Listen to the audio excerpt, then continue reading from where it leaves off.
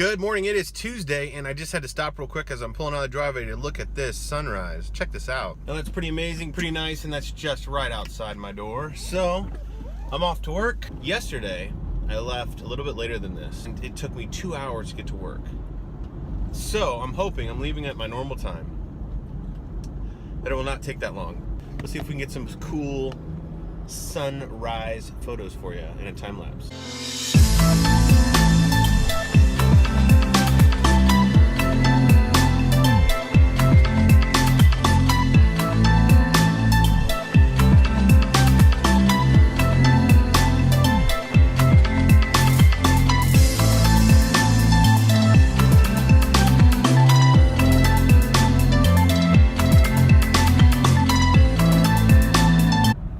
Coming in on fumes, literally. I drove home on E, thought I would go last night to get it filled, and then today drove all the halfway to work with on E too. So I'm stopping quick.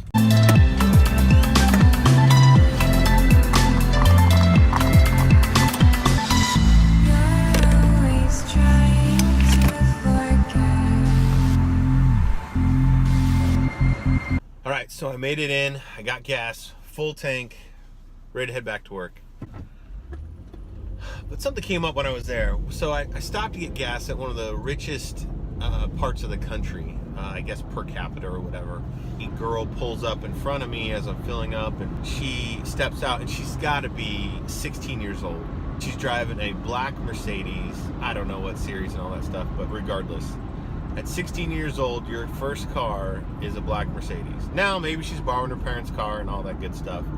And I grew up with teachers as parents, and so we didn't have Mercedes to drive, and that's fine. I'm not complaining. I was very happy with the vehicles that we drove, minus the Ford Tempo GL. That was the crappiest car. I mean, it was a decent car. It got us everywhere across the country. We did numerous road trips in it, but it just is like the most basic car. Anyway, so this got me thinking about what kind of car your kids should have when they turn 16. Because the reality is the next car I buy could be the car, if I pass it down to my kids, that my daughters drive. So do I buy thinking of that? Do I buy, the car that I want? So just kind of a couple questions there. What kind of car? Put in the comments below, what was your first car? And then also, what do you think kids should have a really expensive car, their first car? I mean, I think what they need is a safe car, and my kind of goal is to buy them a cheap, safe car that they can beat up on until you learn if they're a responsible enough driver to not destroy a nice car. That's kind of my theory. Let me know what yours is in the comments below. Traffic seems to be a lot better today so far. I hope I didn't jinx myself there, but I do have wood to knock on. Oddly, my steering wheel is made of wood, which is the feature of the car my kids love the most. So with all this car talk, you might be asking, what car does Zach drive? Well, I've had much cooler cars in the past. Currently, I do not. Not that this is bad, believe me, I'm not complaining about this car. This is a 2001 Lexus 300 RX. It fits mostly. I need the seat to go back like just a little bit further. I've got really long legs, and my leg kind of hits the console. Cool thing about the last few cars I bought, and this amazes everyone, and so I'll talk about it a little bit, is I bought them off eBay, kind of. And so what I do is I do a ton of research and looking, and I get to the point where if I'm looking for this car, I know so much about it, and pretty instantly by the mileage and the condition, what it's worth. And so I will look at eBay and everywhere else, and there's usedcars.com actually is a really great one because it shows Kelley Blue Book value and all that stuff too. And then I look on eBay, and I can look all over. Well, I found this car. It was in Chicago. There was no way I was going to be able to go pick it up this time or whatever, so even jump on a flight and drive it back. I was living in Colorado, and so I found the price. I knew it was a good price, and it was at a dealership, so I didn't buy it through eBay, but that's where I found it. And then I called the dealership, and I ended up buying it. When I was negotiating, I said, I figured it cost them, I don't know, a couple $100 to ship a car, because of just the volume that they do and the deals they have. So I basically said to them, I want it for X price, and you need to ship it to Colorado. And without hesitation, the guy said, okay. So I should have asked for a lesser price, but that's okay. It was kind of cool though. They literally pulled up in front of our house. They unloaded the car. I signed some paperwork and it was my vehicle. Pretty cool. When we bought my wife's Pilot, bought that one on eBay. On that one, I flew down. I needed to pick it up and I only had the weekend to get it back. And it was Atlanta. We lived in Denver again. So I jumped on a flight, cheap flight, one way, flew to Atlanta where it was. The guy picked me up in the car from the airport. We drove to a Walgreens. I signed the paperwork on the hood of the car outside. I literally jumped in, hadn't test drove it or anything, jumped in the car and started driving.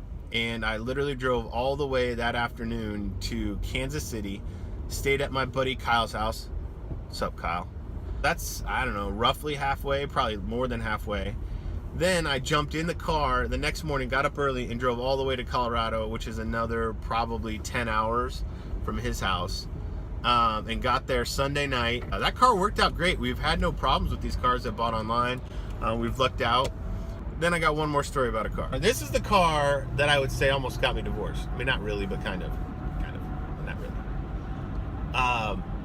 I'd been looking at this car. I had some old Toyota Echo that was my commuter car. It literally was there to put on miles, go back and forth to downtown Denver. Served its purpose well. I wanted to buy a cheap, nice car. I didn't need to be anything special. I was just driving it to and from work. And I found this Lincoln, I think it was like a Lincoln Continental or something like that. Not new Matthew McConaughey era cool Lincoln. This was one step over your grandpa's Lincoln. It was local in Denver this time, so I was just gonna go pick it up. Went and actually put a bid on it, won the bid. I got the car for a steal, under $3,000 maybe. Really nice ride. It was like riding on the cloud. It was decent. Then like a week into it, when you turn the car on, it dinged like the seatbelt ding for like probably 4 minutes, and then finally stopped. But that 4 minutes seemed like 2 hours, So anyway, I figured I'd get over that or figure that out. Well, then what happened is I drove to work. No big deal. Stop, get out, come back. Well, on the way home one time, I stopped to get something and the car wouldn't start back up.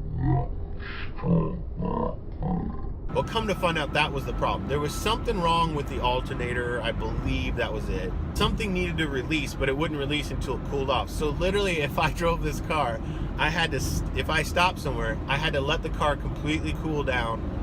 This thing would release, and then I would be able to drive.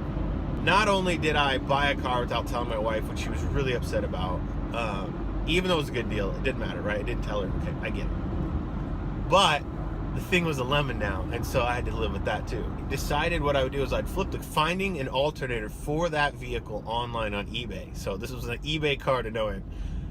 My father-in-law was gonna visit in a week or so I bought it and had it delivered. And it was like $150 or something like that. I don't know. So used alternator. Built some janky ramp to get the car up on. Bought tools. We spent an afternoon taking out this piece, putting in the new one, and it freaking worked. It was awesome. So you would think, well, if it worked, why wouldn't you keep it? Well, I think we were scared that it might still be a lemon. Who knows? So it was working. You could shut it on, turn it off, no problem. Some guy bought it, picked it up. It was for his daughter because she kept wrecking cars. So I sold the car for a profit. I think I sold it for $5,000, bought it for $3,000. So in the end, I made like $1,500 on the thing. Basically paid for Christmas that year. That was my only saving grace. That's my car stories for today. I am stuck in traffic. It's not as bad today, so I should get through this in a decent amount of time.